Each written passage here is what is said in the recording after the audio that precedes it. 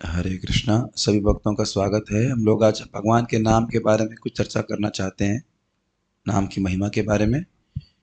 और ये 5वें स्कंद के प्रथम अध्याय का 35वां श्लोक है। भूमिका इस प्रकार से है कि प्रियव्रत महाराज नाम के बहुत बड़े राजा हुए और भगवान के भक्त हुए थे। ये मनु महाराज स्वयंभू मनु के बेटे थे और ये नारद जी के यहाँ पे ब्रह्मचारी के रूप में रह रहे थे। तो एक समय ऐसा हुआ कि शासन करने के लिए कोई नहीं था, तो इनको ब्रह्मा जी आदि सब लोग बोले कि आप वापस गृहस्थ आश्रम में जाइए। वापस का मतलब ब्रह्मचारी से गृहस्थ आश्रम स्वीकार कीजिए और राज्य स्वीकार की। तो उन्हें बहुत बड़े समय तक राज्य किया और इन्होंने एक दूसरे सूर्य का ही निर्माण कर दिया था। और इनके रथ के पहिए जो हैं उससे, उसके प्रभाव से जो गड्ढे बने, उससे समुद्र का निर्माण हो गया। तो स्वाभाविक सी बात है, कोई व्यक्ति सोचेगा अरे कोई मनुष्य इस प्रकार का कार्य कैसे कर सकता है। ये आप समझ सकते हैं कि एक अध्याय में इनकी कथा का वर्णन है, तो ये श्लोक एंड में आ रहा है। 35वां श्लोक मतलब एंड में है। तो स्वाभाविक सी बात है, व्यक्ति आश्चर्य करेगा इतनी बड़ी बात कैसे हो सकती है, ऐसे कोई व्यक्ति कैसे कर सकता है। तो भगवान के प्रभाव को दिखा रहे हैं, भगवान के नाम की महिमा के द्वारा आप बता रहे हैं कि इसमें आश्चर्य की बात नहीं है। नाम की ऐसी आश्चर्यजनक महिमा बता रहे हैं। इस श्लोक के दो भाग हैं। फर्स्ट सेकंड हाफ में नाम की अद्भुत महिमा बता रहे हैं तो उसको बता करके वो कह रहे हैं कि जब नाम की ऐसी महिमा है तो व्यक्ति भगवान की शरण ले रहा है, इसने शरण ले ली, उसके लिए क्या आश्चर्य की बात। समझ में आ गया? ठीक है, एनी क्वेश्चंस? ठीक है, तो हम लोग पढ़ते हैं।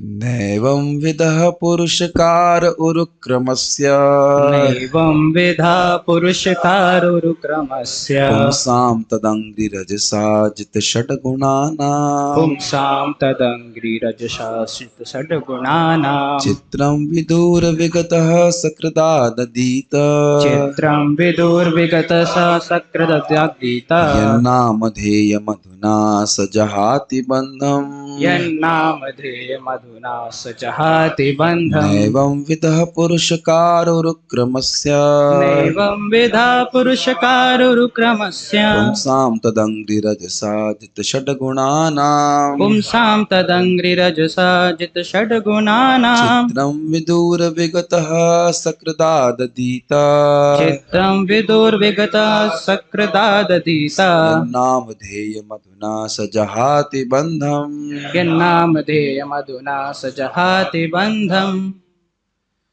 नैवं विधा पुरुषकारुरुक्रमस्य कार्य उरुक्रमस्य पुंसां तदङ्घ्रिरजसा जितषड्गुणानां पुंसां तदङ्घ्रिरजसा जितषड्गुणानां चित्रं विदुर्विगता सकृदादधीता चित्रं विदुरविगता सकृदादधीता यन्नामधेयमधुना स जहाति बन्धम् यन्नामधेयमधुना स जहाति बन्धम्। इसके शब्दार्थ को आप पढ़िए। कृष्ण प्रभु पीछे से वो बैकअप बोलेंगे।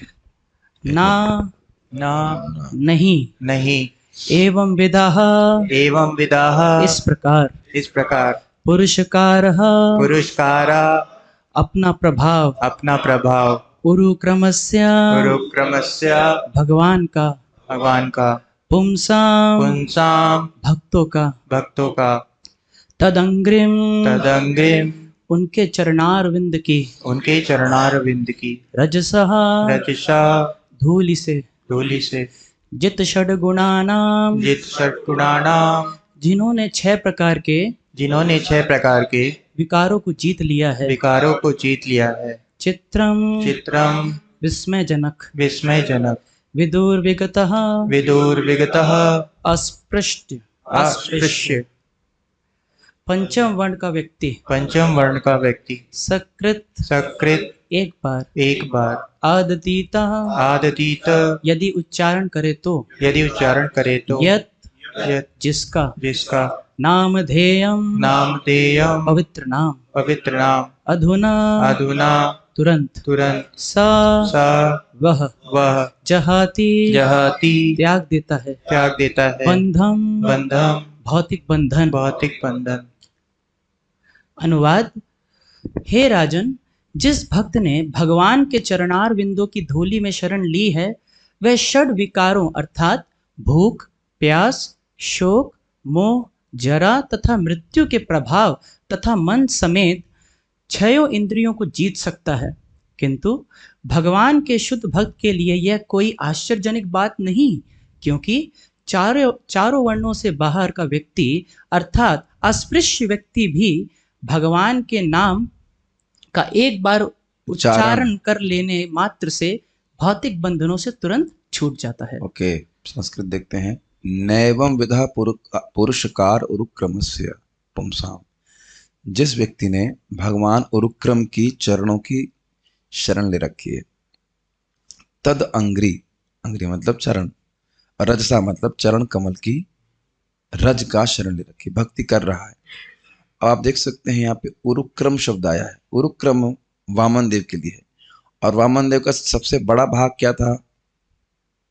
चरण। तो ये दिखा रहा है कि उनके चरण का प्रभाव कितना अद्भुत था कि पूरे ब्रह्मांड को नाप दिए। देखते समझ लेना चाहिए। तो कह रहे हैं कि नैवम विधा, आप हे परीक्षित महाराज इस संबंध में कोई संदेह मत कीजिए कि प्रियव्रत महाराज ने इतना बड़ा कार्य किया कि दूसरे सूर्य का ही निर्माण कर लिया। क्यों? क्योंकि ये तो मतलब दृष्ट बात है, हम जानते ही हैं, हर कोई व्यक्ति जानता है कि जो भगवान की शरण लेता है वह 6 गुणों को जीत लेता है, और वह 6 गुण जीतना बड़ा कठिन है। मन और इंद्रियों को जीतना बहुत बहुत कठिन चीज है। इस जगत में लोग बहुत बड़े बड़े कार्य कर सकते हैं, लेकिन इंद्रियों को रोकना, इंद्रियों के वेग को रोकना और मन के वेग को कंट्रोल करना बहुत मुश्किल कार्य है। लेकिन आप देख रहे हैं कि एक श्लोक का फायदा, एक पॉइंट आप देख रहे हो कि भगवान के चरण कमलों की शरण लेकर के व्यक्ति इस प्राय असंभव कार्य को भी कर लेता है। इंद्रियों और मन को सीमित न कर पाने के कारण ही व्यक्ति को बार बार जन्म लेना पड़ रहा, चाहे कितना बड़ा हीरो हो। मुचकुंद महाराज भी इस बात को बोलते हैं, वो भी पूरे विश्व के राजा थे। कह रहे विश्व में एक निष्कंटक राज्य कर रहे थे, लेकिन घर में आकर स्त्री के आगे वह घुटने टेक देते थे। ये बड़ी कठिन बात है इंद्रियों को सीमित करना। तो कह रहे हैं कि जिसने भगवान की भक्ति कर रहा है तो स्वाभाविक से उसकी इंद्रियां शमित हो जाती है। कल ही सुना था ना हमने, मुकुंद सेवया यद्वत तथा धाना शामिति। भगवान मुकुंद की सेवा करने से मन आदि सब बड़े प्रसन्न हो जाते हैं, इंद्रियां शांत हो जाती हैं। हरिदास ठाकुर जी के बारे में हमने सुना था। ठीक है, तो पहला पार्ट तो समझ में आ रहा है कि जो भगवान की शरण ले रहा है उसकी मन और इंद्रियां शमित हो जाते हैं, एक, और भूख, प्यास, शोक, मोह इत्यादि वह भी समाप्त हो जाता है। प्रभुपाद जी इसको गिन लीजिए एक बार इसको। भूख, प्यास, शोक, मोह, जरा तथा मृत्यु 6 हो गए। ये 1 सेट ऑफ 6 प्रॉब्लम्स है। भूख, प्यास, शोक, मोह, जरा तथा मृत्यु के प्रभाव से। और दूसरा सेट ऑफ 6 प्रॉब्लम क्या है? मन और 5 ज्ञानेंद्रिय। देख रहे हैं, मन समेत 6 इंद्रियों को, इसीलिए प्रभुपाद 2 सेट रख रहे हैं। क्योंकि तो आचार्यों ने इस प्रकार से समझाया है, तो इसलिए 2 सेट रख रहे हैं। समझ रहे? दोनों को वो जीत लेता है। अब आगे संस्कृत देखिए। चित्रम विदूर विगत, ये कोई आश्चर्य की बात नहीं है। विदूर विगत, विदूर बहुत दूर, विगत जो चला गया है। कहां से चला गया है? वर्णाश्रम से। जो वर्णाश्रम से बहुत दूर चला गया है वह भी सकृद आददीता, मन नहीं लगा रहा है, केवल बोल रहा है। और भी केवल एक बार, 16 माला नहीं। देख रहे हैं कि हम लोग की अपराध की संभावना कितनी बन जाती है। शास्त्र कह रहा है कि एक बार भी नामोच्चारण उसने किया है, या नामधेयम अधुना सजहाति, अधुना मतलब तुरंत ही वह बंधन से मुक्त हो जाता है। मतलब मुक्त है। नहीं समझ में आता ना, अपने बारे में कुछ फीलिंग हो रही है? ऐसी नहीं होती फीलिंग, उस व्यक्ति को भी फीलिंग नहीं होती। यही प्रभुपाद जी कह रहे हैं कि अभी आप पढ़ने वाले हो, कृपया तर्क मत लगाइए। नाम की महिमा को हम तर्क से नहीं समझ सकते। इतना तर्क लगाइए कि हमारी बुद्धि लिमिटेड है, और वह भी बहुत ज्यादा लिमिटेड है। तो नाम की महिमा ना भगवान के समान ही है। इससे एक बात बड़ी स्पष्ट समझ में आ रही है कि जो माता पिता अपने बच्चों को सुबह उठा करके नाम जप नहीं कराते हैं, वो बड़े शत्रु हैं अपने बच्चों के, बड़े नहीं, सबसे बड़े शत्रु। क्यों? क्योंकि ऐसे तो हम बच्चों की पिटाई भी करते हैं। अब मैं हाथ तो नहीं खड़ा करवाना चाहता किस किस की पिटाई हुई है मैथमेटिक्स में नंबर कम प्राप्त करने के लिए। किसी की हुई है यहाँ पे? हाँ, एक दो लोग हैं, मतलब हाँ, हमारी माता जी की भी हुई। और माता जी ने परंपरा में हमारी भी पिटाई की है हिस्ट्री के नंबर कमाने में। हिस्ट्री नहीं पढ़ रहे थे, समझ रहे? वो हिस्ट्री ना तो माता जी को याद है ना हमको याद है कि नहीं? अब देख रहे हैं कि इसके लिए माता पिता पिटाई भी करते हैं। हम ये नहीं कह रहे कि आप हरि नाम करने के लिए पिटाई कीजिए, वो बात नहीं है, लेकिन उतना एम्फेसिस तो नहीं है ना, नहीं है ना एम्फेसिस। मतलब हम बच्चों को मुक्त ही नहीं करना चाहते। क्यों? क्योंकि शिक्षा का उद्देश्य कैसी के थे? शिक्षा वही शिक्षा कहलाती है जिससे व्यक्ति मुक्त हो। मुक्ति प्राप्त ना कराई जाए तो वह शिक्षा शिक्षा है ही नहीं, वो तो घोर अविद्या है। तो ये श्लोक के द्वारा हम शिक्षा दे रहे हैं सभी लोगों को, जो लोग सुनेंगे, कि स्वयं भी भगवान का नाम उच्चारण करें। हम मन की बात नहीं कर रहे हैं, कहीं लिखा है मन की बात कि मन लगाए, केवल बोल रहे हैं नाम उच्चारण करे, बार बार हरे कृष्ण बोले तो वह मुक्त हो जाता है। अब आप इसको व्याख्या तो हम करते जाएंगे, जैसे जैसे पढ़ते जाएंगे। आप पढ़िएगा, मैं रोक करके उसको बोलूंगा, कुछ अगर बोलना होगा जी। तात्पर्य: सुखदेव गोस्वामी महाराज परीक्षित से राजा प्रियव्रत के चरित्र का उल्लेख कर रहे थे, और चूंकि राजा को इन आश्चर्यजनक असाधारण कार्यकलापों के प्रति संदेह हुआ होगा, इसलिए उन्होंने यह कहकर उन्हें फिर विश्वास दिलाया कि हे राजन, प्रियव्रत के चरित्र पर संदेह मत करो। ये चरित्र पे संदेह मत करो मतलब उन्होंने जैसे कार्य किए, सूर्य बना दिया, समुद्रों का निर्माण कर दिया, इसमें कोई आप आश्चर्य मत कीजिए, ये बात बोल रहे हैं। चरित्र पे संदेह मतलब उस तरह से नहीं जैसे आप सोचते हैं, ठीक है? हाँ, भगवान के भक्त के लिए सब कुछ संभव है, क्योंकि ईश्वर को उरुक्रम भी कहा गया है। हाँ, अब ये इंटरेस्टिंग पॉइंट है। उरुक्रम मतलब भगवान बहुत बड़े बड़े कार्य करते हैं और अपने प्रभाव से अपने भक्तों से बड़े बड़े कार्य करा लेते हैं। समझ में आया इस बात की? उरुक्रम, उरु मतलब बहुत बड़ा, और क्रम मतलब जिनका क्रम, जिनका पद, क्या बोलते हैं, पद विन्यास कह लीजिए। एक यहाँ चरण रखा है, दूसरा जो चरण रखा है वो बहुत बड़ा है। ये पढ़िए। उरुक्रम वामन देव का नाम है, जिन्होंने अपने 3 पगों से सारी पृथ्वी नाप कर एक अद्भुत कार्य किया। आपको ध्यान देना होगा, पृथ्वी का मतलब है ब्रह्मांड। हाँ, ध्यान देना होगा, पृथ्वी केवल पृथ्वी नहीं। पृथ्वी की अगर बात करेंगे तो आप कहेंगे समुद्र तो सॉरी स्वर्ग रह गया। पृथ्वी से मतलब प्रपात टेक्निकली बोले पृथ्वी मतलब है पूरा विश्व नाप दिया जी। उन्होंने महाराज बलि से 3 पग भूमि मांगी, और जब वे ऐसा करने के लिए राजी हो गए तो उन्होंने संपूर्ण जगत को अपने 2 पगों में नाप लिया और तीसरा पग महाराज बलि के सिर पर रख दिया। श्री जयदेव गोस्वामी कहते हैं, छलयसि विक्रमणे बलिमद्भुत वामन, पद नख नीर जनित जन पावन, केशव धृता वामन रूपा, जय जगदीश हरे, जय जगदीश हरे, जय जगदीश हरे। एक सेकंड, कुछ नेट का कोई इशू है, आवाज आ रही सबको ठीक से? ओके, बीच में कुछ हो गया था, ठीक है ठीक है। छलयसि विक्रमणे बलिमद्भुत वामन, इस अनद्भुत वामन ने छल से बलि को, अपने विक्रम यानी प्रयास से बलि को छला, बलि मतलब बलि महाराज को, और पद नख नीर जनित जन पावन, पद मतलब चरण, नख मतलब नाखून, पद नख नीर क्या अर्थ हुआ?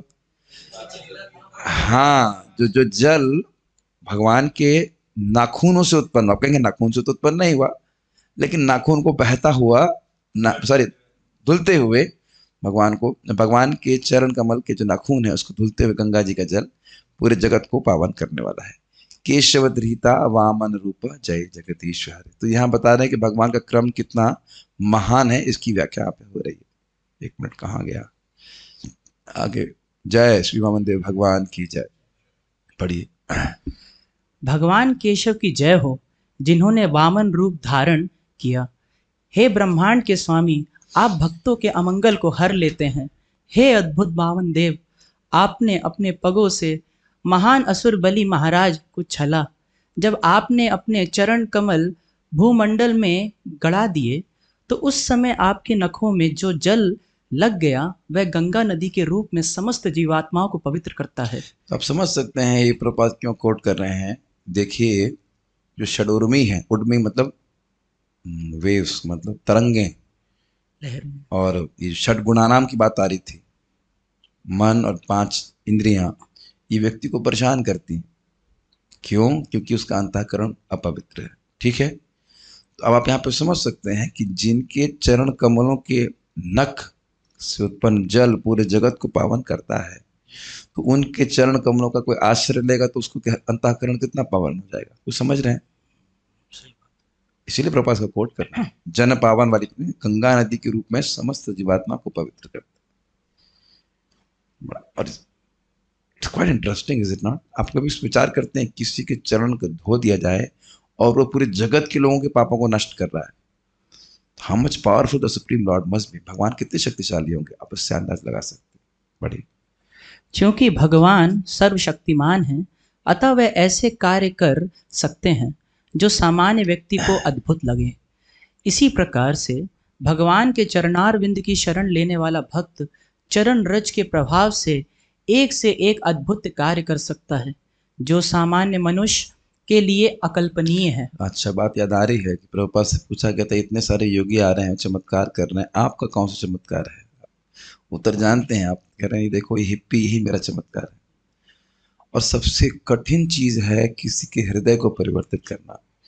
जिसका हृदय भगवान से विमुख है, भगवान की भक्ति नहीं करना चाहता है, उसको परिवर्तित करके भगवान की ओर उन्मुख कर देना सबसे कठिन कार्य है। और इसको एक उदाहरण समझ लीजिए। ये आप सब जानते होंगे कि नैमित्तिक प्रलय यानी ब्रह्मा जी के दिन के बाद में जो प्रलय होती है, उसमें संकर्षण भगवान के मुख से अग्नि प्रकट होती है, पता है आपको बात? और सारे ब्रह्मांड सारे ग्रह जल जाते हैं। लेकिन क्या नहीं जलता है? हमारी वासना है।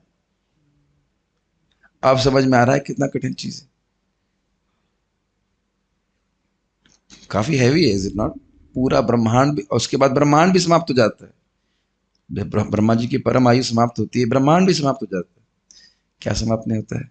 हमारी वासना है। तो आप समझ सकते हैं कि भोगने की वासना कितनी सूक्ष्म है, इज इट नॉट? लेकिन फिर वही पे आ जाएगी, भगवान की नाम जप करने से, कथा श्रवण करने से भगवान उसको नष्ट कर देते। देख रहे हैं कितना शक्तिशाली है भगवान की भक्ति। It's quite interesting. यहां तक कि लोगों के लिए योगी बन जाना और एक सब्स्टिट्यूट गॉड बनने का प्लान बहुत आसान होता है। सब्स्टिट्यूट गॉड मतलब समझ रहे? गॉड नहीं, मैं गॉड हूं। उसके लिए तपस्या करके कुछ प्राप्त कर लेना बड़ा आसान होता है, क्योंकि भगवान से विमुख ही तो रहना है। कोई भी तपस्या जिसमें भगवान से विमुख रहना है वो करने में बहुत आसानी होती है। एवरेस्ट पर चढ़ने से क्या फायदा होता है? कुछ भी नहीं। लेकिन भगवान से विमुख ही तो रहना है, कर लेंगे, चाहे पाँव गल के कट जाए, हो जाता है कि नहीं? कोई दिक्कत नहीं। लेकिन 16 माला जाप करना उस व्यक्ति के लिए बहुत भारी होगा। आपका जो एवरेस्ट पे चढ़ा हो उसे बोलना ये ले माला पकड़ वो करंट लग जाएगा, नहीं कर सकता। तो आप देख सकते हैं कि ये कठिन होता है लोगों के लिए। तो ये एक हम चीज सीख रहे हैं कि भगवान के चरण कमलों की शरण ग्रहण करके भक्ति करके व्यक्ति सबसे प्रैक्टिकली असंभव कार्य जो भक्त जीव के लिए है, उसके हृदय को शुद्ध करने को वो बड़ी आसानी से अचीव कर लेता है। और जब एक और बात देख लीजिए, जिसने इस प्रकार शरण ली है वो क्या कार्य कर लेगा, आप उसकी कोई लिमिट नहीं है। कुछ समझे? जिसने भगवान की शरण ले ली है उसको भगवान कितना एम्पावर कर देंगे, उसकी कोई लिमिट नहीं। प्रभुपाद जी का वक्तव्य है कि प्रभु Krishna can give you the whole world but what will you do? Simply sleep. समझ रहे हैं बात? पूरे जगत के लोग आपके मान लीजिए फॉलोअर बन जाएं तो तुम्हारा दिमाग रहेगा जमीन पे? हम रहेंगे जमीन पे? तो इसलिए भगवान इतना नहीं दे हमको सफलता इस प्रकार से दे रहे हैं कि हम अभी योग्य भी नहीं। Make sense? और जानते भी हैं आप किस प्रकार से नहुस महाराज थोड़ा सा पावर पाए तो पूरा इंद्र की पत्नी पे ही नजर डालने लगे, तुरंत अजगर बन गए। तो हम लोग अजगर ना बने इसलिए भगवान इस प्रकार की शक्ति नहीं, और इस प्रकार से हमको कह सकते हैं इतना एम्पावर नहीं कर रहे हैं। प्रभुपाद जी देखिए कि किस प्रकार से कार्य किए। तो ये सब एक और पॉइंट ऑफ एप्लीकेशन है कि देखिए, अगर हम कुछ भक्ति में कर पा रहे हैं तो हमें घमंड नहीं होना चाहिए। ये भगवान ही शक्ति प्रदान कर रहे हैं जो हम कुछ कर सकते हैं, कुछ हम प्रचार भी कर पा रहे हैं, तो कभी नहीं सोचना चाहिए, क्योंकि प्रचार करने के समय व्यक्ति को अहंकार आ ही जाता है। कई बार आप लोग देखते होंगे जो लोग प्रवचन करते हैं कि ये कहाँ से आया, ये प्रवचन में मैं कैसे बोल पाया, इज इट नॉट? ये कोई व्यक्ति बड़ा विरोधी है और उस विरोधी पक्ष का उत्तर आपके मुख से निकल जाता है, ये कैसे निकला, व्यक्ति कन्विंस हो गया, इत्यादि इत्यादि। तो ये भगवान से प्रार्थना करना चाहिए। इंग्लिश में प्रार्थना है, please make me a humble instrument of your compassion, not a proud instrument of your compassion.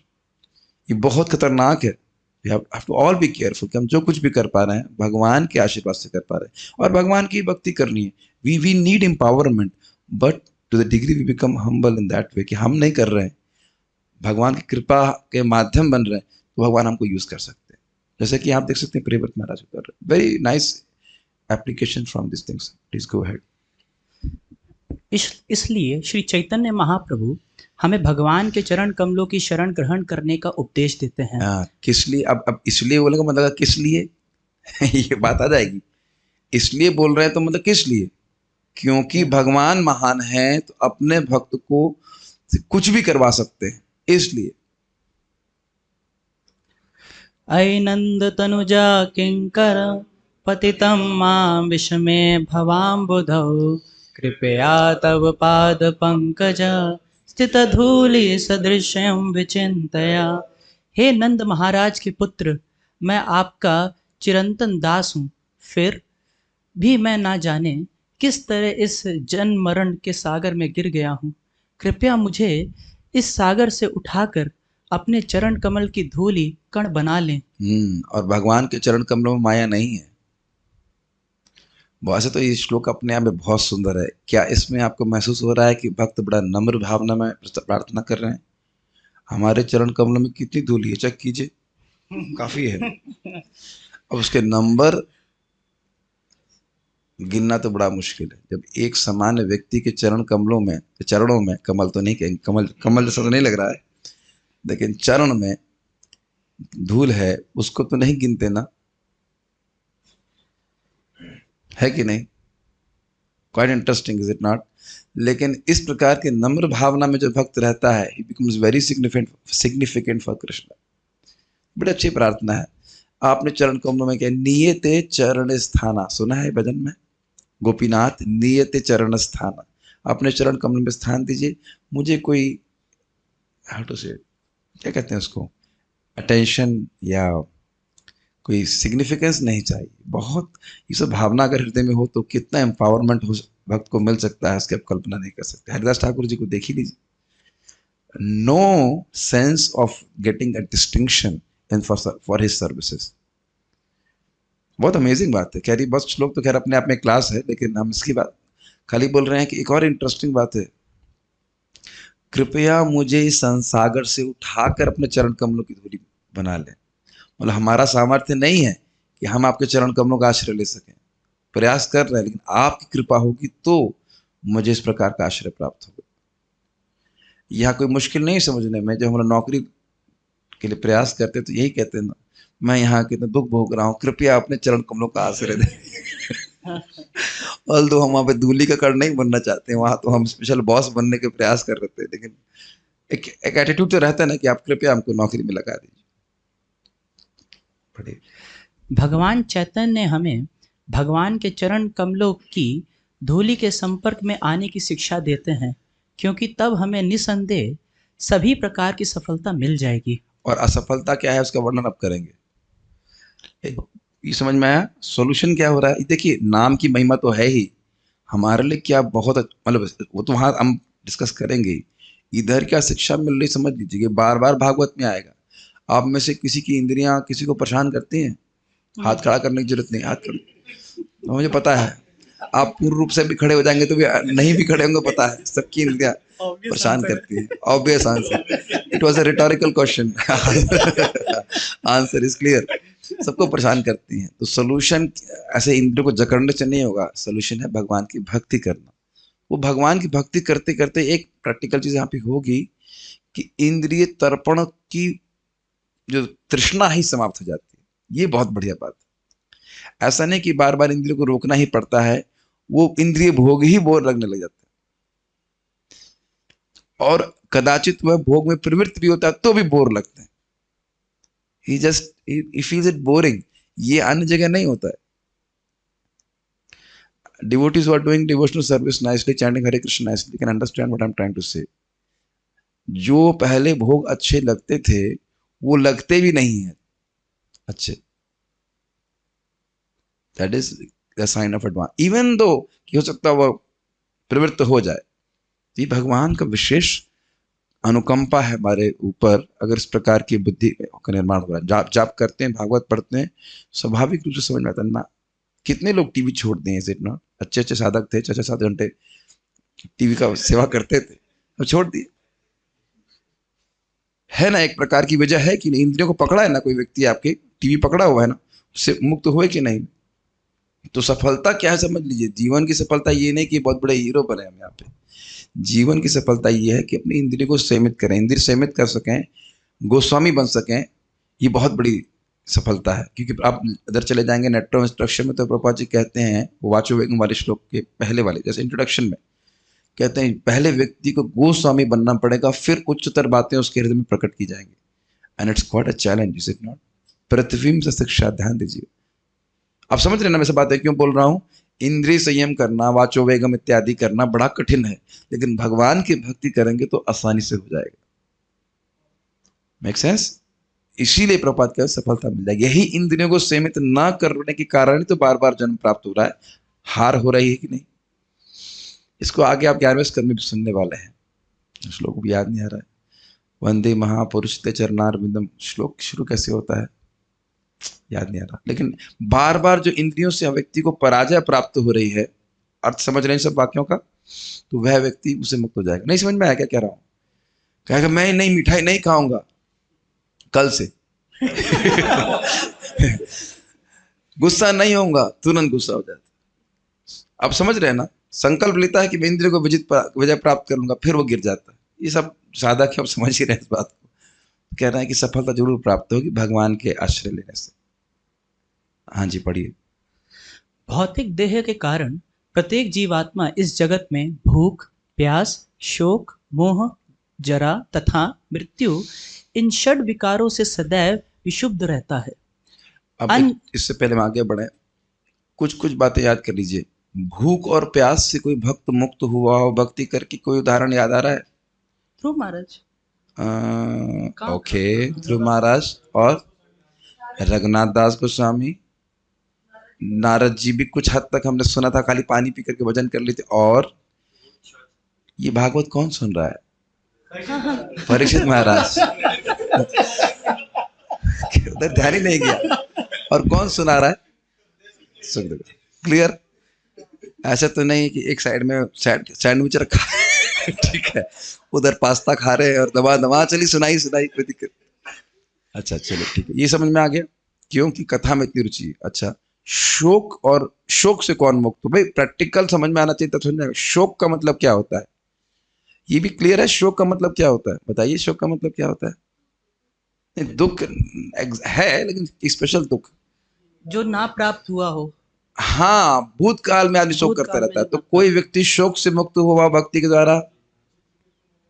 ध्रुव महाराज नहीं, चित्रकेतु महाराज, उनको शोक था कि बच्चा मर गया। मोह से कौन मुक्त हुआ। बहुत से लोग मुक्त हुए, एग्जाम्पल याद करो।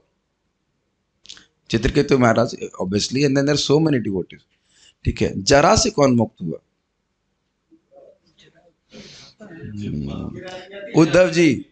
उद्धव जी वृद्धावस्था को प्राप्त हुए, लेकिन वृद्ध नहीं हुए। ये याति महाराज भगवान की भक्ति से जवानी नहीं मिली, वो तो बेटे की कृपा से हुई। तो एक्सचेंज ऑफर था वो ठीक है ठीक है। आपको लग रहा है कि आप लोग बुढ़े हो रहे हैं।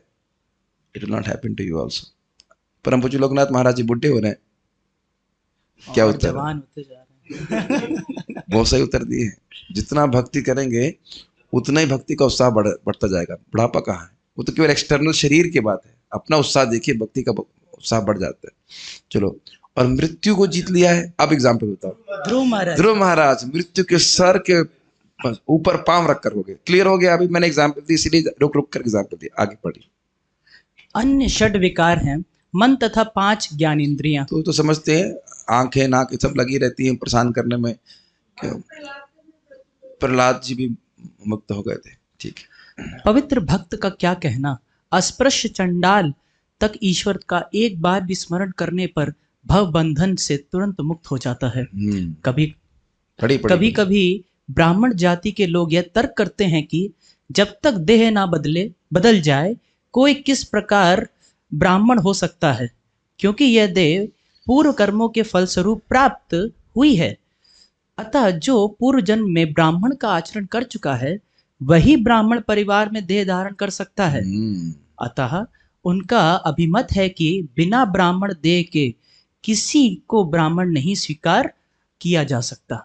किंतु यहाँ पर यह कहा गया है कि विदुर विगता भी जो पंचम अस्पृश्य जाति का चंडाल होता है भगवान का एक बार भी पवित्र नाम लेने पर मुक्त हो जाता है। ये पूरा फॉलो कर पाए? कुछ लोग कहते हैं कि भाई जो ब्राह्मण इस जन्म में ब्राह्मण कुल में जन्म लिया है, स्वाभाविक सी बात है कि उसने पहले पूर्व कर्म अच्छे किए होंगे, तब वो ब्राह्मण कुल में जन्म लिया है, और तब वह जो भी जाति संस्कार हो जाएगा उसके बाद वह योग्य होगा ब्राह्मण बनने के लिए। ये बात वो बोल रहे हैं। और यहाँ वो कह रहे हैं कि नहीं, भागवत में बड़ी रिवोल्यूशनरी है, भगवान के नाम की और भगवत धर्म की महिमा को प्रकाशित करती, जो कि बड़ी रहस्यमय, और भी रहस्य आपके सामने प्रकाशित होने वाला है। तो कह रहे हैं कि एक बार भी भगवान का नाम उच्चारण करता है तो वह तुरंत मुक्त हो जाता है। मुक्त हो जाता है तो वो तो अभी दिख रहा है, उसकी बॉडी तो दिख रही है। जरा देखिए, समझ रहे हैं? मुक्त होने का मतलब सोचेंगे मुक्त हो गया, भगवान के पास चला जाएगा तुरंत, उसकी बॉडी तो दिख रही है। मुक्त होने का अर्थ है तुरंत ही उसका शरीर बदल जाता है। चेक करो अपना शरीर, कैमरा कहाँ है? Sorry, phone. मैं तो वैसे ही दिख रहा हूँ ऑलमोस्ट। एक मिनट चेक कर। अरे मैं तो वैसे ही दिख रहा हूँ ऑलमोस्ट। और लोग, अरे आप लोग भी वैसे ही दिख रहे हो भाई, आप लोग तो चंडाल भी नहीं है। सूक्ष्म शरीर। अरे ज्यादा इनका सूक्ष्म शरीर ज्यादा तेज चलता है। अरे थोड़ा मजाक तो करने दो भाई। मैं चेक कर रहा था कि किसी का स्थूल शरीर, अरे सब तो वैसे ही लग रहे हैं, खा पी के मोटे मोटे ताजे। हाँ, सब तो वैसे ही लग रहे हैं। बाकी लोग जिनका वीडियो ऑफ हो तो वैसे ही लग रहे हैं। जिनका वीडियो ऑफ हो तो वैसे ही लगते हैं, क्या दिक्कत है? तो आप कह रहे हैं यहाँ पे कि तुरंत ही उसका शरीर बदल जाता है। ये कैसे होता है, इसकी पुष्टि पढ़िए। सनातन गोस्वामी ने की। हाँ। यथा कांचनताम याति कांस्यम रस विधानतः तथा दीक्षा विधानेन द्विजत्वं जायते नृणाम्। जब कोई व्यक्ति, भले ही वह चांडाल ही क्यों ना हो, शुद्ध भक्त द्वारा भगवान के पवित्र नाम का जप करने की दीक्षा पाता है तो उसका शरीर बदल जाता है, क्योंकि वह अपने गुरु के उपदेशों का पालन करता है। यद्यपि कोई यह नहीं देख पाता कि शरीर किस प्रकार बदला है, किंतु हमें शास्त्रों के वचनों को प्रमाणिक मानकर ऐसा स्वीकार कर लेना चाहिए। हाँ, अब ये बहुत इंपॉर्टेंट बात है। देखिए पहले श्लोक को देखिए। यथा कांचनताम याति, कांचनता को प्राप्त होता है। कांचन मतलब आपको पता नहीं है कांचन? अरे ठीक है। कांचन मतलब क्या होता है? सोना। Yes, simple. कांचनता मतलब स्वर्णता को। ये श्लोक बड़ा अच्छा से याद करने की। यथा कांचनताम याति, याति मतलब जाता है, प्राप्त होता है, चला जाता है। कास्यम पता है? कास्यम कांसा। रस विधानता, रस विधान से कुछ केमिकल, रस का मतलब केमिकल मिला करके जिस प्रकार कांसा सोने में हो जाता है। अब आप लोग कहेंगे प्रभु जी इसकी परपट दीजिए आप। इसका परपट देंगे तो हम कोई भागवत की क्लास मिस नहीं करेंगे, लेकिन इसका परपट मैं नहीं दे सकता, मुझे नहीं पता ऐसा होता, लेकिन होता जरूर है। आपको पता नहीं है, कई सालों तक लोग इस पर रिसर्च करते रहे। इसे एल्केमिस्ट कहते हैं, कि वो लोग अभी भी रिसर्च चल रही है कि किसी तरह कांसे को स्वर्ण में बदल दिया जाए। आई डोंट नो, मुझे नहीं पता, लेकिन सनातन गोस्वामी कह रहे हैं कि कह रहे हैं तो मतलब होता होगा, वो जानते भी रहे। तथा अब देखिए इंटरेस्टिंग बात है, जब बोल रहे यथा, यथा मतलब वो बात दृष्ट है। जैसे जैसे जब भी आप कुछ बोलते हैं, जैसे देखो गंगा जी में सभी को स्नान करने का अधिकार है, उसी प्रकार से सबको भक्ति पे अधिकार है। तो जो दृष्ट बात है, जो स्थापित बात है, उसको बोल करके सिद्धांत को स्थापित कर रहे हैं, समझ रहे हैं, एक्सप्लेन कर रहे हैं कि यथा मतलब ये तो कोई विशेष बात नहीं है, जानते ही हैं कि सब लोग, हम लोग नहीं जानते, लेकिन सनातन गोस्वामी जी कह रहे हैं तो स्पष्ट बात है कि कांसे को स्वर्ण में परिवर्तित किया जा सकता है रस विधान के द्वारा। उसी प्रकार से तथा दीक्षा विधाने ना, दीक्षा के विधान के द्वारा, प्रक्रिया के द्वारा द्विजत्वम जायते नृणाम, कांसा हीन है कि नहीं? कांसा इज अ बेस मेटल, बहुत हीन है, और स्वर्ण बहुत अच्छा है। तो ब्राह्मण हो जाता है नृणाम। नृणाम मतलब मनुष्य। ये नहीं कहना कि कौन सा मनुष्य, न वैश्य न ब्राह्मण, मतलब वैश्य या क्षत्रिय या शूद्र, यहां तक कि विदुर विगता चंडाल। तो आप कहोगे कि अगर इसमें और प्रश्न बन जाएगा, अगर चांडाल भगवान का नाम उच्चारण करने से ब्राह्मणत्व को प्राप्त हो जाता है तो ब्राह्मण का कार्य क्यों नहीं करता? वह क्या कहते हैं उसको, समाज की मर्यादा को स्थापित रखने के लिए ऐसा करता है। और जब कोई व्यक्ति नाम जप कर रहा है, वो बैठ के यज्ञ करेगा, तो क्या प्रयोजन उसे करने का? जो नाम जप कर रहा है, भक्ति कर रहा है, उसे क्या प्रयोजन उसे करने का? है वो योग्य, लेकिन उसे करने की कोई जरूरत नहीं। कुछ समन्वय कर पा रहा है।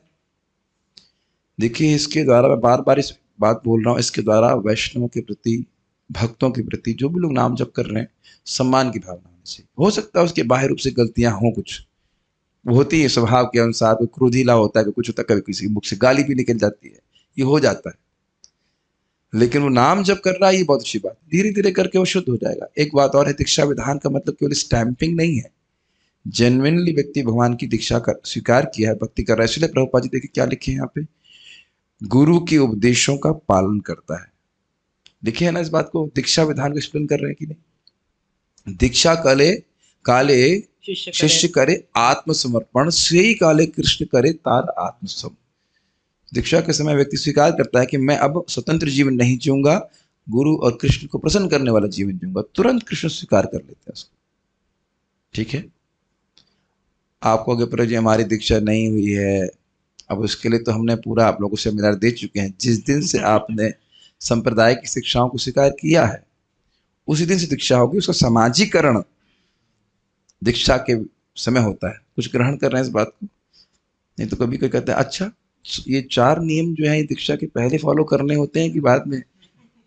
मजाक नहीं कर रहा हूँ, लोग वाकई ऐसे सोचते हैं कि दीक्षा के बाद 4 नियम के पालन करने होते हैं, जब हमारा स्टैंप लग जाएगा तब। नहीं, ठीक है। और एक और हमने ये बात क्या देखी है, शास्त्रीय श्रद्धा। हमको नहीं समझ में आता, हमको नहीं दिखता, तो हमें दिखता क्या है? हम तो अपने आप को ही नहीं देखते हैं, है कि नहीं? इसलिए भले हमको नहीं दिखता, लेकिन शास्त्र के आधार पर व्यक्ति को स्वीकार करना चाहिए। आगे पढ़िए। ऐसे बिना तर्क किए समझना चाहिए। इस श्लोक में स्पष्ट कथन है, स जहाति बंधम, वह अपने भौतिक बंधन त्याग देता है। यह देह मनुष्य के कर्म के अनुसार भौतिक बंधन का प्रतीक है। ये को समझ में आया? कहो प्रभु मेरी कोई भौतिक इच्छा नहीं थी, but there is prima facie evidence. शरीर, अगर शरीर भौतिक इच्छा नहीं होती तो क्यों शरीर प्राप्त होता? ये कह रहे प्रतीक है, मतलब दिख रहा है, ये सिंबल। हाँ जी। यद्यपि हमें कभी कभी स्थूल देह बदलती हुई नहीं दिखती, किंतु परमेश्वर के नाम जप से सूक्ष्म शरीर तुरंत बदल जाता है। और चूंकि सूक्ष्म शरीर बदलता है, इसलिए जीवात्मा तुरंत बदल जाता है। और चूंकि सूक्ष्म शरीर बदलता है, इसलिए जीवात्मा तुरंत भौतिक बंधन से मुक्त हो जाता है। अंततः स्थूल देह में होने वाले परिवर्तन सूक्ष्म देह द्वारा ही संचालित होते हैं। शायद कुछ भक्तों को सब बातें ना पता हो कि भाई स्थूल देह क्या है और सूक्ष्म देह क्या है, उसकी व्याख्या हम थोड़ा करना चाहेंगे। स्थूल देह जो आपको मेरी, अभी अगर मेरा एग्जाम्पल ले रहे हैं तो आप मेरे को मेरी स्थूल देह को देख रहे हैं। स्थूल मतलब ग्रॉस, जो आपको दिखती है, पृथ्वी जल वायु अग्नि आग से बना हुआ। और सूक्ष्म मतलब मन बुद्धि अहंकार और चित्त, इसको मिला करके इसको हम सूक्ष्म देह कहते हैं। अब आपने चीज ध्यान दी कि नहीं दी, लेकिन बड़ी इंटरेस्टिंग बात महाप्रभा जी कह रहे हैं कि जैसे ही आपने नाम उच्चारण किया, आपका सूक्ष्म देह चेंज हो जाता है। अब इस चेंज होने का मतलब क्या है? देखिए, इस समय हमारा जो सूक्ष्म शरीर है वह भोग वासना से वासित है। ये किसी भी कंडीशन से उनका सर, मान लीजिए किसी रूम में है और वहां पे कोई महक आ रही है, इसको कहते हैं वासित होना। आप लोग स्मेल कर पा रहे हैं भोग वासना को हृदय में? नहीं प्रभु जी, कुछ नहीं आ रहा। हम लोग तो प्योरिटी होती है, लेकिन आप जानते हैं कि बार बार हमारे हृदय में भोग वासना की महक आ जाती है। लेकिन भगवान का नाम उच्चारण करे व्यक्ति, तो आप देखेंगे कि वो वासनाएं कम होती चली जा रही हैं। बहुत सारी वासनाओं की महक भी नहीं आती ना, आती थी ना टीवी देखने की महक, बुला रही जलेबी खाने की, होटल जाने की, सबकी महक नहीं आ रही ना अब? महक भी नहीं आती ना। महक क्या, संकल्प ही नहीं आता, कहीं उधर मन ही नहीं जाता कि वहां जाना है। अगर मैं अभी भी आपसे कहूं कि फिल्मी गाने का स्मरण करिए तो बहुत कठिन होगा। भगवत गीता के श्लोक को स्मरण करने से भी अधिक कठिन। मतलब मैं तो अपना अनुभव कह रहा हूँ, पता नहीं अब आप लोगों का कोई कनेक्शन है कि नहीं, मुझे पता नहीं। जैसे हमारे प्रभु जी कल हरे कृष्णा कीर्तन कर रहे थे, बड़ा अच्छा कर रहे थे, और मैंने सुना है कि वैसे अलग कंटेक्स्ट, मैंने सुना है कि वो फिल्मी गाना है जिसपे हरे कृष्ण मंत्र गाया गया। खैर वो मैंने कभी सुना ही नहीं। हरे कृष्णा हरे कृष्ण, हमने तो कभी सुना ही नहीं। एक्चुअली हमने कभी गाना ही नहीं सुना, मैंने कभी गाना सुना नहीं, तो उधर उधर चित्त नहीं किया। हमें तो अच्छा लग रहा कीर्तन, हाँ, लेकिन जो भी है। लेकिन खाली मैं कह रहा, आपने अच्छा गाया, आपको कोई इसमें दिक्कत नहीं है। सारे गामा तो भगवान के कीर्तन के लिए ही है, वो तो चुरा ली उन्होंने, 3 तो उन्होंने चुराई है, हमने तो ना चुराई। लेकिन आप महसूस करते होंगे, मुझे आज तक कभी किसी ने नहीं बोला कि प्रभु जी जब करते समय फिल्मी गाने याद आ रहे हैं। आपको कभी किसी काउंसलर ने बोला? आप लोग किसी, कभी नहीं आता, देख लीजिए महक गायब हुई कि नहीं। और आपको अच्छा, ये आप पॉइंट आउट भी नहीं कर सकते कि भक्ति करते करते कब गायब हो गई। ये भी क्लियर है कि नहीं? गलत तो मैं आप लोग का अनुभव ले रहा हूं ताकि आपको समझ में आ जाए, विश्वास हो जाए कि जो बात बोली जा रही है वो सत्य है। सत्य तो है, प्रैक्टिकल अपने जीवन में देख लीजिए। और आपने ये भी देखा होगा कि जब हम जब करना छोड़ देते हैं तो महक आना चालू हो जाती है। ये भी दिक्कत है। तो सब भूल जाता है व्यक्ति। तो ये भगवान के नाम के उच्चारण का प्रत्यक्ष प्रभाव आप देख रहे हैं। ऐसे तो आप नहीं कह सकते, कोई नहीं कह सकता कि मेरा मन भगवान के नाम में लगता है पूरी तरह से। कहा पूरे 16 माला में एक बार हरे भी सुन लिया तो बहुत बड़ी बात। मैं कटाक्ष नहीं कर रहा हूं, वाकई बहुत बड़ी बात। और एक महामंत्र सुन लेना तो अलग ही कहना है, उसको कहना है क्या, तो उससे आप समझ पा रहे हैं। क्योंकि भोग की वासना समाप्त हो रही है, तो अब भक्त को दोबारा जन्म नहीं लेना पड़ेगा। बस यही बात हम कहना चाह रहे थे। भले ही आपको स्ट्रक्चर बाहर का चेंज होता हुआ नहीं दिख रहा है, इसे कहते हैं जीवन मुक्ति, जीते जी मुक्त हो जाना। बाह्य शरीर जो है वह परिवर्तित होता नहीं दिख रहा है, लेकिन क्योंकि सूक्ष्म शरीर परिवर्तित तो हो गया है, इस कारण से भक्त को दोबारा जन्म नहीं लेना पड़ेगा। हाँ, अगर कुछ अपराध कर रहा है तो उसके मार्जन के लिए दोबारा जन्म लेना पड़े, वो अलग बात।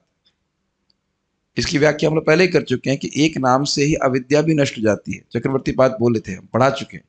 लेकिन कुछ भगवान भी ऐसी व्यवस्था रखते हैं कि कुछ समय तक भक्तों का शरीर बना रहे, तो ताकि अन्य भी जो वाद हैं उनका खंडन नहीं हो। सब बातें आप लोग सुन पढ़ चुके हैं। और जो भक्तों से कुछ अपराध इत्यादि होते हैं तो उनका मार्जन हो, या भक्ति के फल और फूल आ जाए, इसके लिए जन्म हो सकता है।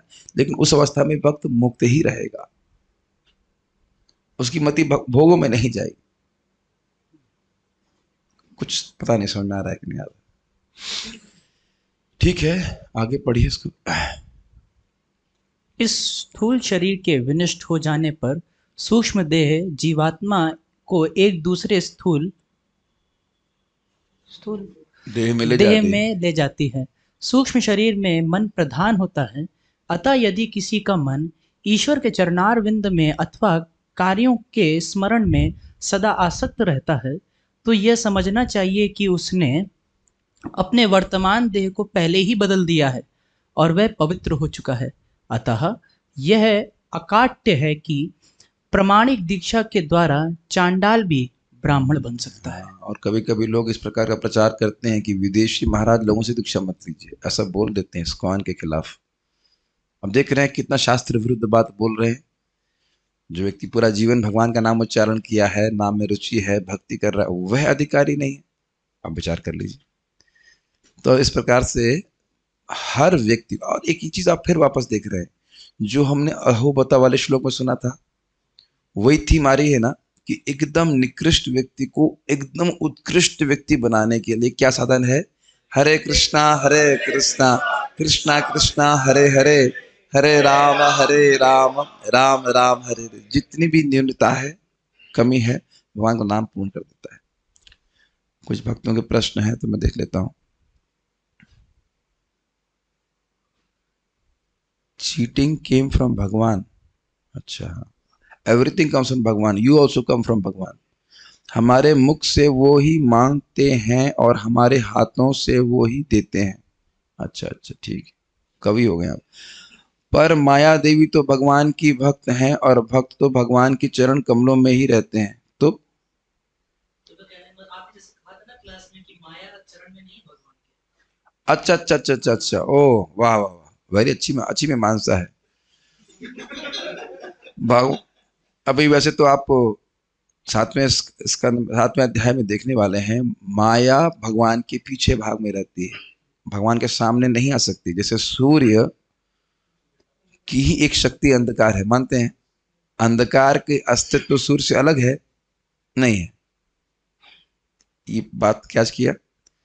अंधकार का अस्तित्व प्रकाश से अलग नहीं है, सूर्य से अलग नहीं है। बिना प्रकाश के अंधकार नहीं हो सकता।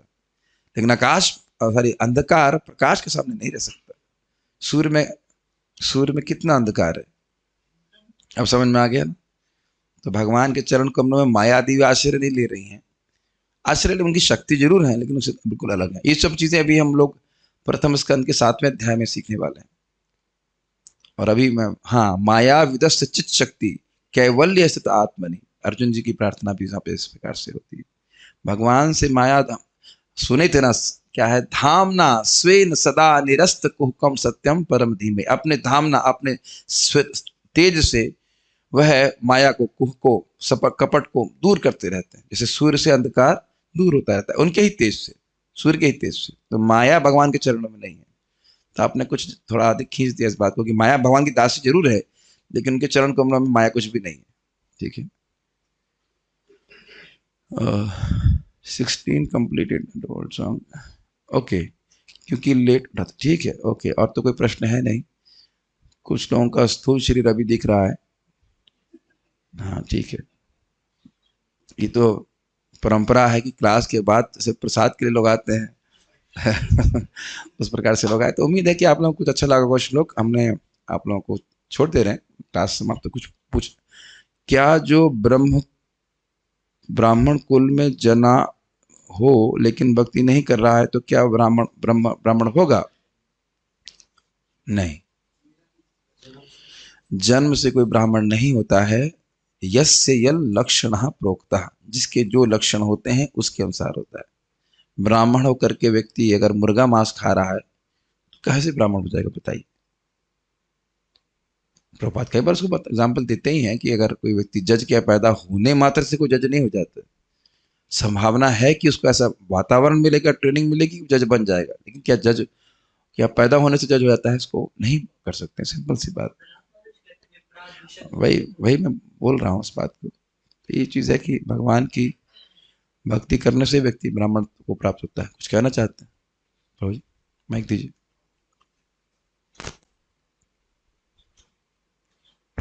तो जी उसमें आया था एक पवित्र नाम। हम्म। पवित्र नाम है शुद्ध नाम, कई जगह आता है। तो वो नाम लेगा तभी चंडाल मतलब वो होगा। देखिए, आप हिंदी को मत पकड़िए। कह रहे हैं कि पवित्र नाम मतलब शुद्ध नाम। नाम हमेशा शुद्ध होता है, पहले क्लियर कर लीजिए। भगवान के, इस भगवान का नाम है, कृष्ण नाम है। सूर्य में कोई बादल है?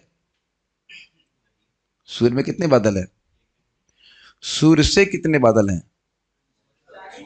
हाँ ठीक है, सारे बादल सूर्य पे आश्रित है, लेकिन सूर्य में कोई बादल नहीं है। तो हम लोग भगवान का नाम जप कर रहे हैं, उसमें कोई संदेह नहीं होना चाहिए। और हमारी चेतना अभी बादलों से ढकी है, इसलिए इसका पूरा प्रभाव नहीं दिख पा रहा है, ये होता है। लेकिन आप ये नहीं कह सकते कि सूक्ष्म शरीर परिवर्तित नहीं हो रहा है। अगर नहीं हो रहा है तो हो कैसे रहा है? जो भी शुद्धिकरण है वो हो कैसे रहा है अगर भगवान का नाम पवित्र नहीं है? शुद्ध नाम का अर्थ शुद्ध भक्ति की तरह ही लेना चाहिए। शुद्ध नाम का मतलब है शुद्ध भक्ति। शुद्ध भक्ति का मतलब है भगवान का प्रेम प्राप्त करने के लिए अपनी इंद्रियों से हम भगवान की भक्ति करते हैं। इसको साधना भक्ति कहते हैं। कृति साधित भविष्य साधा भाव भाव स साधना विधा नित्य सिद्धस्य भावस्य प्राकट्यम इति साध्यता। तो आप भक्ति कर रहे हो इसलिए ताकि भगवान की भक्ति प्राप्त हो जाए। इसको शुद्ध नाम का उस शुद्ध भक्ति कहते हैं। उसी तरह से शुद्ध नाम कई बार बोल चुका हूं, संबंध ज्ञान से युक्त होकर के कि मैं कृष्ण का नित्य अंश हूं। व्यक्ति भगवान का नाम जब इसलिए कर रहा है ताकि उसका जो दासत्व है, दास की भावना है, जो प्रेम है, वो प्रकट हो जाए। उसको शुद्ध नाम कहते हैं। तो लेकिन ये सब तो वहां पे वर्णन नहीं हो रहा है ना। सूक्ष्म शरीर को परिवर्तित करने के लिए इतनी बात जानने की जरूरत तो नहीं है ना।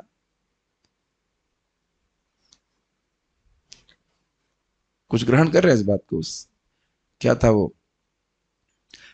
कथम अपि सक्रदातम मुक्तितम प्राणी नाम। यही तो यहाँ पे देख रहे हैं। किसी भी प्रकार से नामोच्चारण किया जाए, नाम अपराध करेगा तो अलग बात है ना। जैसे कि हम लोग बोलते हैं ना कि ये भगवान विष्णु का नाम लो, ये दुर्गा जी का नाम लो, बराबर है। तो इस प्रकार का अपराध करेंगे तो फिर भगवान अपनी नाम की कृपा नहीं दिखा रहे। लेकिन यहाँ तो नहीं लिख रहा है ना अपराध कर रहा है वो, हरे कृष्णा बोल रहा है ऐसे।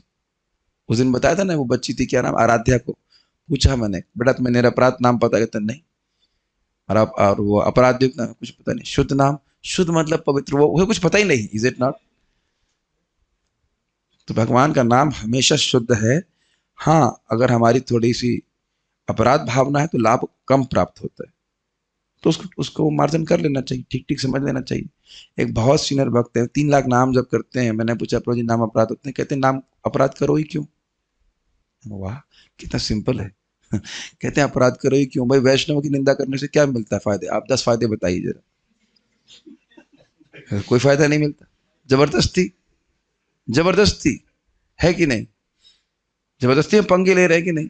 क्यों पंगे ले रहे हैं बताइए आप। मैं टॉपिक से ऑफ नहीं जा रहा हूं। ऐसी ऐसी बातें में ऐसी गलतियां करते हैं लोग, और इतने महान वैष्णव के प्रति ऐसा अपराध करते हैं, मैं उसको वर्णित नहीं कर सकता। बस ये है कि अपनी कब्र खुद खोदते हैं, ऐसे कह लीजिए।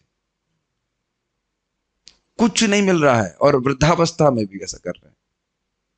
जब तुम्हारा शरीर छोड़ने का समय आ रहा है ऑलमोस्ट, तो इसलिए वाणी को सहमत कर ले हम लोग तो बहुत प्रगति हो जाएगी। और उसका उल्टा कीजिए, वैष्णव को गुणगान कीजिए, नाम कितना प्रसन्न होगा। वैष्णव को प्रसन्न कीजिए, कितना प्रसन्न होगा। तो ये जो हम लोग जो अब पढ़ा चुका ना हरिनाम दीक्षा में, कि विषय वासना बनी हुई है भजन करने के बाद, मूल कारण है अपराध करने का। नहीं तो ऐसा नहीं होगा। तो उसको देख लेना चाहिए, इसको निर्मूलन कर लेना चाहिए। लेकिन ये जो बात लिखा है वो पूरी तरह सत्य है। इसको आप नहीं मतलब काट सकते। तर्क नहीं, इस पे तर्क अपना नहीं लगा सकते। जो तर्क लगाइए शास्त्र के तरफ लगाइए। तो शुद्ध नाम और उसकी बात नहीं, क्योंकि मैंने ऐसा भी सुना क्लास में, जब शुद्ध नाम उच्चारण करता है तब सारे पाप काटते हैं। मैं फिर गोमाता में गया और उन्होंने कहा कि हिंगोली लाओ, हिंगोटी लाओ, उसको हजम कर लिया। हाँ, पचाओ उसको मैं भाई किसी तरह से। बड़ी सूक्ष्म विचार है। अजामिल तो शुद्ध नाम नहीं कर रहा था, बस खाली वो नामाभास कर रहा था, तो उसी से सारे पाप कट जाते हैं। शुद्ध नाम से भगवान का प्रेम प्राप्त होता है। तो फिर से मैं बोल रहा हूं, ध्यान से सुनिए। शुद्ध होने के लिए शुद्ध नाम उच्चारण करने की जरूरत नहीं है। नाम उच्चारण करने मात्र से तत्क्षण व्यक्ति शुद्ध हो जाता है। शुद्ध होने का मतलब पापों से मुक्त होने के लिए। हम लोग बार बार जाप कर रहे हैं ताकि भगवान का प्रेम प्राप्त हो। कितनी बार बोलेंगे इसको? कोई दिक्कत नहीं, बोलने में अच्छा ही लगता है, लेकिन क्लियर समझ में आ रहा है? तत्क्षण इमीडिएटली व्यक्ति मुक्त होता है। जैसे यहां देख रहे हैं आप, जैसे माला उठाई, मैंने समझाया ना, जी गोस्वामी क्या बोलते हैं, कृष्ण नाम क्यों बोल रहे हैं? कृष्ण परम पुरुष है। क्री बोलने मात्र से वो मंत्र हो जाता है। पूरा कृष्ण बोल दे तो बहुत हो गया, और वह जीव को भगवान की ओर उन्मुख करता है। जरा देखिए अपने जीवन में, क्या आप लोग को स्वभावतः भगवान की सेवा करना अच्छा नहीं लगता है? जप करना, भक्ति करना, इज इट नॉट? कथा सुनना क्या नहीं अच्छा लगता? ये क्या भगवान के प्रति उन्मुखता बढ़ती हुई नहीं दिख रही? क्या ये मन में जो सूक्ष्म शरीर का परिवर्तन है वो नहीं दिख रहा? बताइए। नहीं तो ये क्यों आएगा बेंगलोर से यहाँ पे? बताइए आप। अगर भगवान की सेवा नहीं, भगवान से प्रीति नहीं होती, उनके घर में आप आते कभी? क्यों भाई? प्रीति तद वसते स्थले, सुने हैं ना? अगर भगवान से प्रेम नहीं होता तो उनके धाम में रहने के लिए कभी आते आप? जो भगवान जिनको प्रिय हैं उन भक्तों को संग करते हैं कभी? कैसा लगता है आपको? क्या नाम है हमारे रूप गोविंद प्रभु, घर जाकर कितने आपको जो ब्लिस है उसका वर्णन करें जरा बताइए। जब बीच में घर में गए, जो आपको ब्लिस अनुभव हुआ, उसका वर्णन वैष्णव की प्रसन्नता के लिए करें। आपके घर वाले नहीं है यहाँ पे, बताइए। अच्छा नहीं लग रहा था वहाँ पे। हाँ, नहीं अच्छा लग रहा था, अपने घर में अच्छा नहीं लग रहा था, इज इट नॉट? यहाँ आपको हमने जो सुविधा दी गई है, एसी दिया है हमने आपके यहाँ पे नहीं। और वो कहाँ गया हमारा जो भगत अंकित प्रभु, वो तो पैसे वाले परिवार से हैं, यहाँ बढ़िया रूम किराए पे लिए, फिर भी यहाँ पे G5 में आकर के रुकते। भक्तों का संग अट्रैक्टिव होता ही, इज इट नॉट? क्या आप बड़े बड़े मकानों में नहीं रह सकते? रह सकते हैं, सब पैसे कमा रहे। सो यू मस्ट अंडरस्टैंड, ये क्या दिखा रहा है? हमारा सूक्ष्म शरीर में परिवर्तन हुआ है। That's why I want to read Bhagavatam, that's why I want to hear Bhagavatam. भक्तों के साथ संग करना चाहते हैं, प्रसाद, समझ रहे हैं ना? भगवान को प्रसन्न करने वाले कार्यों में हमारी मति जा रही है। दिख रहा है कि नहीं दिख रहा है? ये प्रकट प्रमाण है नाम जप के द्वारा हमारी सूक्ष्म शरीर चेंज हो गया। देखिए बाहर से ऑलमोस्ट वैसे ही लगते हैं, थोड़ा शेव करा लेते, थोड़ा सा अलग दिखते हो, लेकिन वैसे प्राय ऑलमोस्ट वही दिखते है ना? क्या कोई प्रश्न है? जब एक नाम से ही सब पाप खत्म हो जाते हैं तो फिर किसी वैष्णव के चरण स्पर्श करने में क्या अपराध है? क्योंकि आप अपना पाप उस पर डंप करना चाहते हो। डिपेंड करता है, भक्त नम्र होते हैं तो उनको ये भावना कभी नहीं होती है कि मेरे चरण, मैं चरण स्पर्शनीय हूँ। मेरे चरणों का स्पर्श करे। मृत्यु के समय मन को किस प्रकार भगवान के चिंतन में स्थिर करें? ये बहुत अच्छा प्रश्न है, बहुत ध्यान से सुनिए। देखिए आज मैं इसके पर सोच ही रहा था, हमारा मन कहाँ स्थिर होता है बताइए, माइक में बता दीजिए। बहुत सिंपल सा उत्तर है, कौन? जहां आसक्ति होती है, सिंपल। जहां मन को अच्छा लगता है वहां मन स्थिर होता है, सीधी बात, और क्या कहा जाए। तो अब आप ये बताइए, मैंने फिर समझाया था ना, जब करते समय आप प्रयास करना फिल्मी गाने को स्मरण करने के लिए बड़ा कठिन होगा। कुछ समझ रहे हैं बात? और पहले आप लोगों को मन में आता था ना कि ये गाना तो बहुत दिन से सुना नहीं, ऐसे करके जब करते थे ना, आसक्ति थी ना वहां पे, तो वो आसक्ति कटी कि नहीं कटी? एक पॉइंट तो कट गया ना कि ये तो स्मरण नहीं होगा। मृत्यु के समय किसी फिल्मी गाने का स्मरण नहीं होगा। मैं अब अगर अपना अनुभव कहूं कि फिल्मी हीरोइन का भी स्मरण करे तो बड़ा कठिन होगा। देख ही नहीं रहे किसी, अब तो सब बुढ़े हो गए होंगे जिसको हम देखते थे, जिन हीरोइनों को देखा करते थे। वो भी एक इंपॉर्टेंट पॉइंट है। और आप देखो किसी व्यक्ति को तिलक नहीं लगाया रहता, उसकी शक्ल अच्छी लगती है? बिल्कुल नहीं अच्छी लगती। अब देख रहे हैं किस प्रकार से आसक्तियां चेंज हो रही हैं। तो जाप करते रहेंगे, भागवत पढ़ते रहेंगे। अब क्या बात कहें, भागवत की तो विचार तो बाथरूम में भी आता रहता है। इस श्लोक पे क्या बोला था, यहाँ ब्रह्मभूता क्यों बोला था? तो हम तो प्रैक्टिकल देख रहे हैं कि इसमें प्रवृत्त होने से वो मन में चलती है बात, है कि नहीं? तो जब आप जिंदगी भर भगवान का भजन करते रहेंगे तो मन में आसक्ति किसके प्रति जागृत होगी? भगवान के प्रति। तो सहज रूप से भगवान का स्मरण होगा। अच्छा प्रश्न था, मैं somehow the Krishna inspired this devotee to ask this question. अच्छा प्रश्न था। I am missing to Vrindavan. या ओके, अब लोग मस्ती करना शुरू करें, ठीक है। यहाँ रुकते हैं। श्रीमद् भागवतम की जय, श्री नाम प्रभु की जय, श्री प्रभुपाद।